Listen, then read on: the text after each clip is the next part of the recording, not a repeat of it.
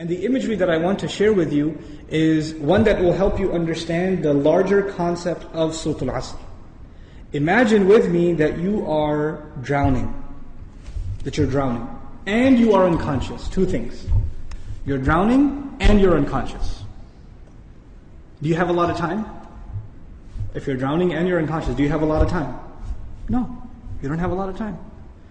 Which means your time is running out. And you know in Arabic, what word is used for when time is running out? The word for that is al-asr. And asr literally means time that is running out. It's the last part of the day when the day is running out. It's time of asr prayer. Okay, asr literally comes from asir, juice that is squeezed out, time that's being squeezed out of your hands. You know, asr al-thawba even it's used. That you take a cloth that is drenched in water, and when you squish it like this, all the water comes out. Asra as a verb is used like that, right? To squeeze it out. So Allah talks about this time. You're drowning, you're unconscious, your time's running out. What's the first thing you need to do to be able to survive if you're in that position? If you hope to survive, what's the first thing you're going to need? What do you think? Wake up. That's the first thing you're going to need. If you're unconscious, then you're finished. The very first condition has to be you have to wake up. And even if you were in the most wonderful dream, and in your dream you were enjoying the greatest success, you're driving a Ferrari down, they have these car commercials with the hills and the highways on the side, the water on the other side, right? You're in one of those cars, the top's been dropped off, and you're just cruising along the highway, enjoying life. That's your dream. But when you wake up, what do you realize? You're drowning. You're underwater. That's the first condition. You have to wake up. Once you do wake up, you say, oh man, this is a nasty reality and I was enjoying such a good dream. I should go back to sleep. If you do that, what kind of person would you be? Insane. You'd be insane. Or someone at least who has no courage to accept reality. Because they found reality to be very difficult, they decided they're going to put themselves back to sleep even though they woke up. Does this person, if he drowned, can he blame anybody else? The one who woke up and went back to sleep? You think? Someone who never woke up, maybe, right? But the one who woke up said, this is not good. And they went back to sleep. They have no one to blame but who? Themselves. They have no one to blame but themselves. Now, let's imagine that they did wake up.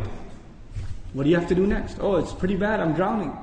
Even if you don't know how to swim, will you not use every muscle in your body to make certain kinds of motions to go towards the surface? Wouldn't you do that? And you will make certain kinds of motions that make you go further down, and certain kinds of motions that will make you go up. And once you discover which ones help you go up, you will only do those, right? You will do those. In other words, the first thing was you have to wake up. The second was you have to swim. You have to do something to try to get to the surface. When you got to the surface, you gasped for air, and you got pulled back down. You got pulled back down. And you know who you got pulled back down? You won't believe this. There's a chain around your foot, and your relative, your cousin, is sleeping, and he dragged you down.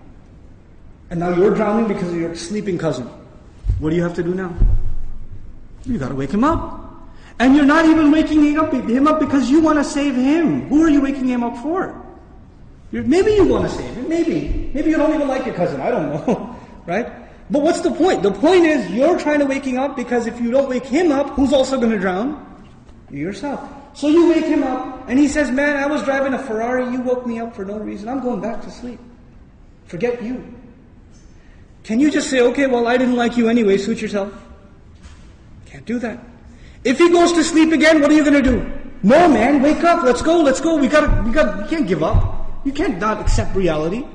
And you have to keep trying to wake him up until he finally says, okay, fine, what do we do? He says, you say to him, let's swim together. Both of you come up together. The third time, you both get pulled down by your grandmother, by your aunt, by your neighbor, by your son, by your daughter. Does the process continue?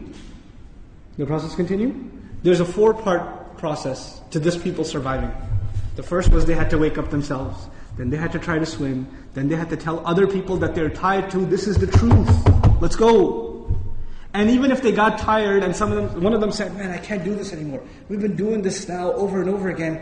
I don't know if I can do it anymore. And the other one says, no, We are all going to survive together. You have to do this. Come on, let's go, let's go, let's go. Keep going, keep going. You ever seen those kinds of movies where they're trying to escape from some army and one of them gets tired and says, I can't run anymore. And what do the others do? Come on, let's go, we can do this, we can do it. And they get him to run anyway, even though he thinks he can't run anymore. They work with each other because their survival depends on each other. They work together desperately. What does Allah say at the end of this surah? First He says, إِنَّ الْإِنسَانَ لَفِي خُسْرٍ. وَالْعَصْرِ, first of all, time's running out. Then He says, إِنَّ الْإِنسَانَ لَفِي خُسْرٍ. I'll translate it, human beings are drowned in loss. You see the parallel? Human beings are drowned in loss. What's the exception? إِلَّا الَّذِينَ, those who believed. Believed what? Allah didn't say, آمَنُوا بِاللَّهِ وَمَلَائِكَتِهِ وَكُتُبِهِ وَرُسُلِهِ وَالْيَوْمِ الْآخِرِ وَالْقَدْرِ خَيْرِهِ وَشَرِّهِ مِنَ اللَّهِ تَعَالَى وَالْبَعْثِ بَعْدَ. Nothing. He didn't mention anything. Even though all of those things are included. According to the siyaq of the surah, the context of the surah, what is the first thing these people have to believe? That they're in loss. That they're drowning. And if they do come to believe that, and they correct their iman, what's necessarily going to happen? They're going to swim and move upwards. How does Allah describe this action? وَعَمِلُوا الصَّالِحَاتِ. They do good things. They do things that help reconcile the situation. By the way, salih is an adjective here, salihat, jama' mu'annath salim, which literally means that which corrects something. Something was wrong and it corrects it. So they do actions that correct the situation. Literally like the guy trying to swim. But because they were tied to other people, what else did they have to do? وَتَوَاصَوْا بِالْحَقِّ. They had to tell the other the truth. And it's not even أخبروا عن it. They told them about the truth. No. They had to wake him up and let's go, we have to go. No matter, and over again. Tawasi even has takrar in it. It has repetition. Over and over again they said, this is the truth, this is the truth, this is the truth. You know why? Because the people you're trying to save, even if you wake them up temporarily for 20 minutes, 30 minutes during the khutbah, guess what happens when the khutbah is done? They go back to sleep. They start drowning again. So what do you have to do? You have to go and wake them up again. Then they get sleepy again. Then you got to wake them up again. This is tawasi bil haqq. And you might get tired of doing it. You might become impatient. So Allah also adds, وَتَوَاصَوْا بِالصَّبْرِ. You got to keep doing it. Sabr means consistency, constancy, perseverance, patience. You got to remain on point. You got to keep doing this. Because your survival depends on it. In the end, if you do all of these things but you have no patience and you give up, you drown too.